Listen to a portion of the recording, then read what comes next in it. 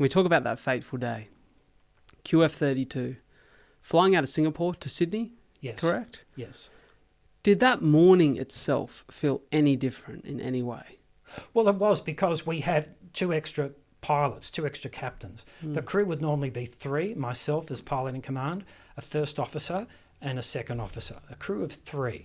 But once a year we have what we call a route check, which is where, well, one of the captains that came along, he would just monitor me to see on a normal flight when nothing's being challenged, do I do everything right, look after the passengers, the aircraft, follow the orders, air traffic control. And at the end of the flight, Harry, this captain, would say, yes, Richard, you pass, or you go into retraining. But Harry was learning to become a check captain, so we had David Evans, a very experienced check captain. We had a check captain training a check captain to check me. We had all 3 chiefs and not many Indians. And it's an augmented crew where traditionally things go wrong because everyone else thinks that everyone else is doing the monitoring, where it turns out no one's doing the monitoring. You're assuming. So I had to give a warning to my crew of 2, the first officer and second officer, saying, we've got 2 extra captains. Do not let them distract you. They are here to do a check of me. That's nothing to do with the operation, with the safe operation of the passengers. You must keep your focus on the operation. I will make mistakes, not intentionally. I don't want to, but I will because I'm human. And you must tell me. Don't worry about my license. The aim is to get the passengers safely to the destination. My values, right? So, and if you don't tell me, you can prioritize when to tell me, but if you don't tell me, I will punish you. So I'm telling them, I'm going to make mistakes. I value their input. In fact, they must give it. I'm giving everyone, no matter, even if that second officer has been in the company for 1 day, he's been given the authority to challenge the command. And both of them being told not to be distracted by the other captains because they're not part of the formal crew. So that was an unusual start to the day. And it would turn out prescient because then the engine failed and other stuff happened. But I guess it's important that before, when a team comes together, that you make sure the conditions that the team work is clear, and you ideally want to give everyone the psychological safety to step up and say, hey, Richard, stop, I'm not happy. Doesn't matter if they're wrong, it's much better to be on the ground wishing you're in the air than in the air wishing you're on the ground. So if some pilot says, hey, stop, I will always stop. Listen to what they're saying. And whether they're right or wrong, we can sort out later. But safety is imperative. It's values, right? So all this stuff comes off your values. Everyone listening to this must know their values and be true to them. 469 passengers that day. Minutes into your flight out of Singapore, I heard you say to Carl Stefanovic in your 60 Minutes interview many years ago that you train for 1 to 2 system failures at any one time as a pilot. You're always troubleshooting, and part of that troubleshooting is training when 1 or 2 issues occur. That day, 60 issues on that plane. It starts with, I'm sure you'll be able to give me more detail here, a small oil leak in the turbine of engine 2. That oil then ignites and explodes, taking out part of the wing and the controls. Talk to me about the realization that we have a problem. Well, there was the sound, and we went through the initial process to stabilize the aircraft, which we call aviate, navigate, communicate. And once that was done and the aircraft is safe, because many aircraft crash because they never actually secure the aircraft. They go straight into a checklist, get distracted, and tunnel vision, and they don't fly the airplane, and it crashes. Can you explain to me what securing the aircraft means? Securing the aircraft, well, first of all, even before, securing the engine means to shut it down, to cut off the fuel, to stop the fire, and cut off maybe the oil lines, the electrical lines, the fuel lines. So that's what we call secure. So it can't keep burning. When I'm talking about securing the aircraft, which is more important than securing the engine, right? Concorde crashed because the engineer shut off an engine on the runway. He secured the engine on the runway rather than keep it running with thrust and looking after the aircraft. When he shut down the engine on the runway, they had 2 engine failures. They're dead. So he shouldn't have done that, right? So you secure the aircraft first, which means you make sure it's above the mountains on a safe trajectory, that it's flying with a good speed. In other words, aerodynamically it's working properly, it's in a safe area, and it's flying and everything's stable. Once that's done, and could take 30 seconds to make sure that's all correct, and it did in this day, then you can start to look at what's wrong with the aircraft. Because if you don't protect the aircraft with this, we use this creed, aviate, navigate, communicate. Fly the airplane, find a safe place, and then talk to people. We did that, and then I said we are safe, ECAM actions, which is assigned to Matt, the first officer, to go head down and start to checklist procedures. And then Matt starts a checklist, and now we secure the engine, stop the fuel getting into the engine that's on fire, things like that. These are processes that we practice in the simulator. They practice the things where we get loud explosions, so we recognize an engine failure when it happens. We don't get scared.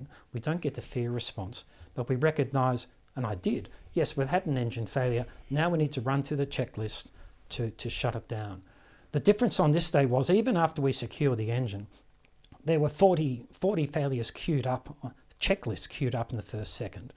And so not just the extent of the primary failures, but two primary failures might combine to make a secondary failures. These were harder to track. And we have a thing called a mental model. A mental model is, you know that you have an arms and legs. You can close your eyes and touch your nose with the tip of your finger because your mental model knows where your fingertip is. You can drive your car and put the nose wheel within 2 inches of the curb because your mental model has that. We have a mental model of the aeroplane with all these 4 million parts, 22 systems. And the mental model that I had was being challenged with all these failures of the primary and then the secondary things. So that was the major challenge, the number of failures, keeping the mental model, and in fact I lost the mental model at one stage. And it was what we call a black swan event, which is a low probability, very severe event that no one had ever forecast. The black swan event was having all these failures coming up at once that the Airbus aircraft had never been designed to withstand. The certification said it did not have to survive that, but the aircraft did, because the aircraft design and construction was resilient, and the crews with the teams were resilient. So yes, a lot of things went outside the normal, went outside what we're trained in simulators, but that's when resilience counts. And all these different elements of resilience that I've been talking about, which is knowledge, training, experience, teamwork, leadership, decision-making, crisis management, and risk. When you combine all these factors that we call human factors are how people are built, what they can do, how they respond, and how you build systems for them. When you understand the human factors of how humans work in a complex mechanical machine and how to work as a team efficiently, then you can be resilient when those machines fail. I want to freeze the frame here. Let's pause Rich the pilot, Rich the human, sitting in the cockpit, recognizing that there's a lot going wrong right now. You're troubleshooting. But you as the human being, as the father of Alex and Sophia, the husband of Coral, what part of you, if any part, if there's any space for it in that moment, is thinking about your family back home in Sydney and whether you'll get the opportunity to see them again? Very good question. Because in my case, I never did. They never surfaced. We were challenged, and at one time I thought I'd lost the plot and I had to do something else as a consequence. We were told we couldn't land, there was no solution to landing. I thought, and I had to tell the passengers. I told the passengers straight after being told by Dave there's no landing solution, we can't do it. I told the passengers we'll be down on the ground in 45 minutes. Having been told we can't land. I didn't know how we were going to do it, but I was confident that we could. And I was totally focused on solving all those problems. In fact, I didn't ring my wife, and the engine blew up at midday. I didn't call my wife until midnight that night because my values were protecting the passengers and the crew, and that took so long. And I apologise to my wife, and I feel guilty or ashamed that I didn't bring her in earlier, but I was so focused on trying to protect the passengers and the crew that my family came second. Now, some of the other crew, they've told me early in the flight, and in fact I think he said it on 60 Minutes, one of the pilots said, I didn't know if I'd see my family again. So yes, very early, within 4 minutes of the engine blowing up, one of the pilots is thinking about his family. Will he see them again? No, I didn't. I never did. I'm not saying there's a right or a wrong in this. I'm just saying I never did. Talk to me about the responsibility to the passengers, because I can imagine that there is a very challenging conversation that occurs in the mind of staff on that flight that day. Do we tell them how potentially dire this is, but we have to keep the flight calm? We have to keep people in a space in which they don't complicate matters so that we can solve this problem. What does that protocol, procedure, conversation look like when deciding whether to keep everyone really calm? Hey, we're going to get to the ground, 45 minutes. Or are we going to potentially give these people an opportunity to message their loved ones? Oh, I see. Everyone had been told to turn their phones off, and they did, because we're in a safety mode. We weren't in a comfort mode. So the passengers really didn't use their phones at all. In a crisis, about 60% of the time you're anticipating the crisis, because 80% of the time you caused it. Let's go back to the Boeing and the Maxes. The Boeing knew the Max had those issues. They never decided to take control of that crisis early on and stop it. So, and these days also, in a crisis, everyone with a mobile phone is a journalist. They're taking photographs, they're feeding it up to YouTube, right? In the A380, we had an in-flight entertainment screen showing the hole in the wing and the fuel coming out. In that crisis, everyone is seeing what's happening. Everyone's a witness. Everyone's probably got, maybe they had their phones going and recording it. So there's no secrecy. There used to be a thing called the golden hour, that in a crisis the leadership could amass all the information, get the media into a room, and then drip feed the information they wanted to drip feed to them. That's all gone with social media, with all the phones, right? So if you want to have trust, you have to have transparency, with people having the ability to validate, trust but verify. And ultimately, if you want people to trust you, you've got to give reasons for your actions. So acknowledge a situation because everyone can see that they're in it. And then you give reasons for what you're doing. And people say, well, that makes sense.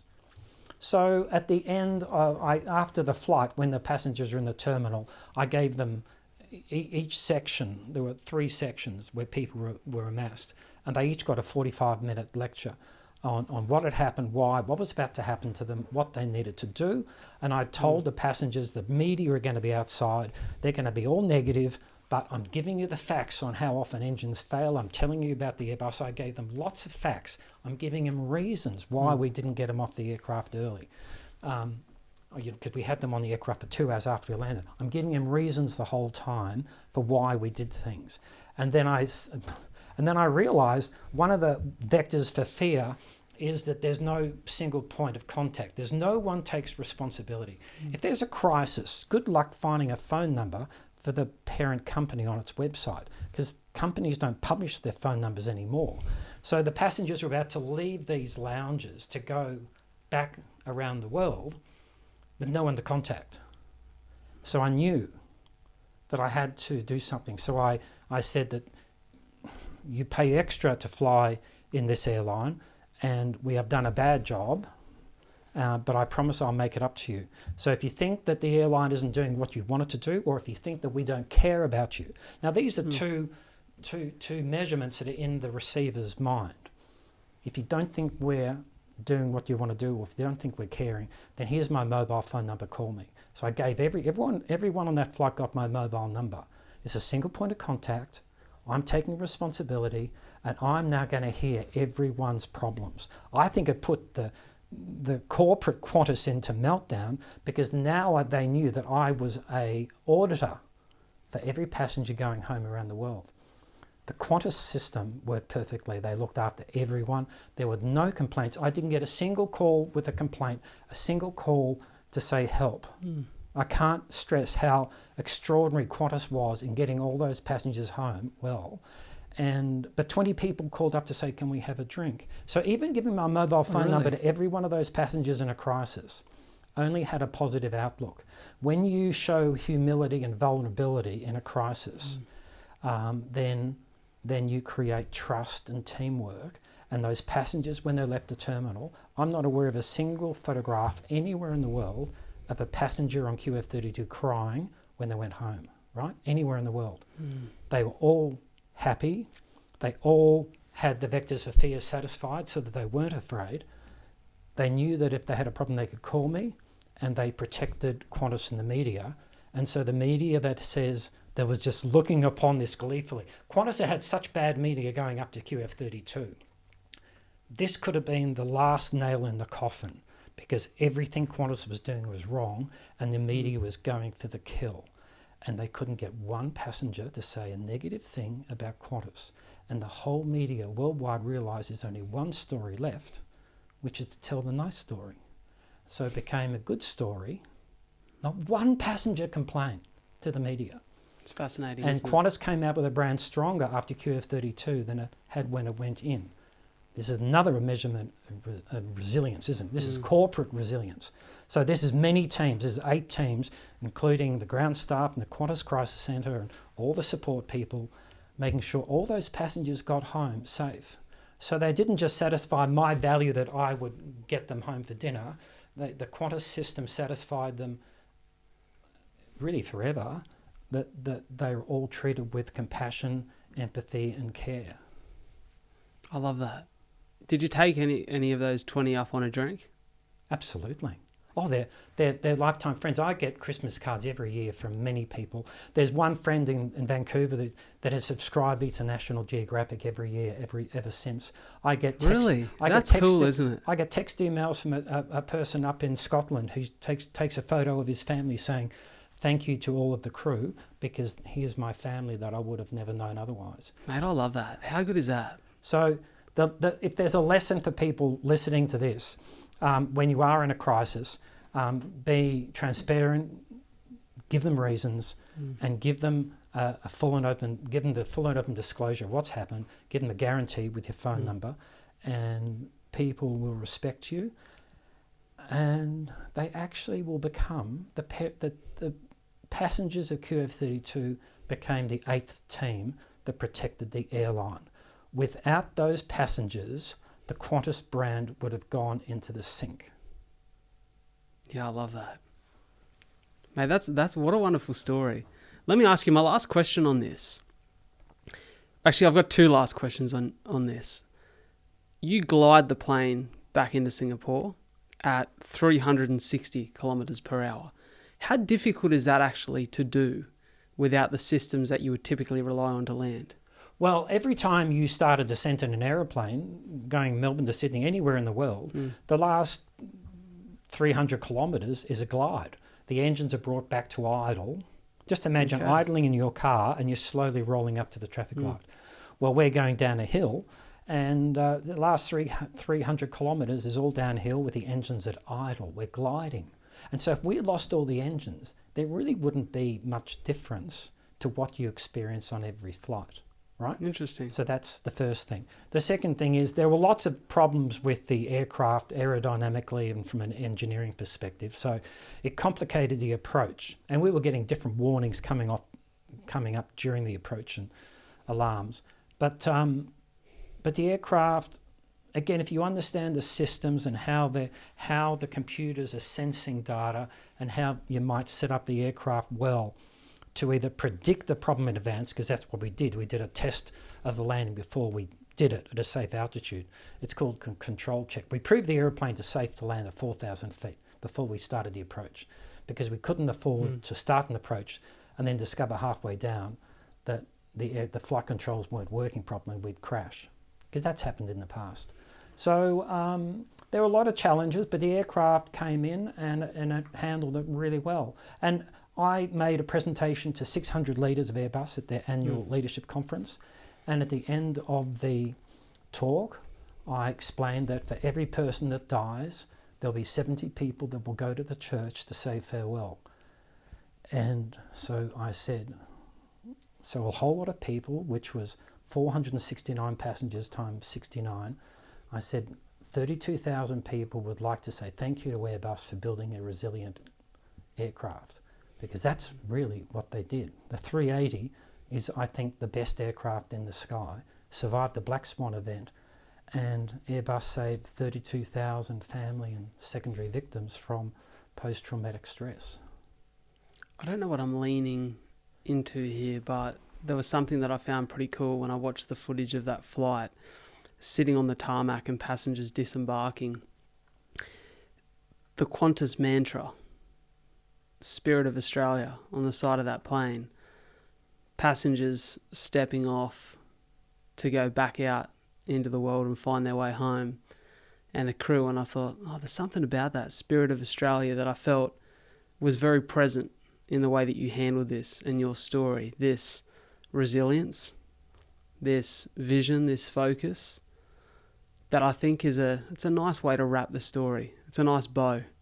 What's already incredibly Qantas packaged. was formed in 1920 by 3 investors, and for the 105 years it's been going, everyone, including me, everyone are just caretakers of the brand. Qantas has got the most remarkable safety record. It's never killed anyone in a jet aircraft. Bearing in mind, a lot of piston aircraft crash. We were participating in the Second World War, and we had flights across the Indian Ocean that were in darkness with double sunrises to protect Australia during a war period. A Qantas aircraft were put under great risk, and we lost some in war. But in the jet age, we've never lost any. And every pilot is terrified of damaging that brand and that history, and so every person is working their hardest to make sure that nothing happens on their shift. So that's the Spirit of Australia from the pilot's perspective, and I think from the Spirit of Australia from the public's perspective, everyone at some stage in their life has loved Qantas. It evacuated people from Darwin after Cyclone Tracy. It takes part in rescuing people from around the world. Qantas is actually part of Australia's culture. Everyone has loved it. I think we've had periods where we've had some bad leadership, where people have, that trust has been damaged. I think the leadership team we've got now, particularly with John Mullen as the chair, is the best we've probably had that I can remember. So I think people will come back to loving the brand again. And so the pilots aren't changing at all. We're always trying to make sure nothing happens on our shift. And we have this chronic unease that it will. So we are forever learning and working hard as we can. But for the passengers, I think to walk on an aircraft when you're overseas after being away for a couple of years and you hear, "G'day, mate." It's a good feeling. You know you're home. Yeah. And that is a Spirit of Australia, and that is priceless.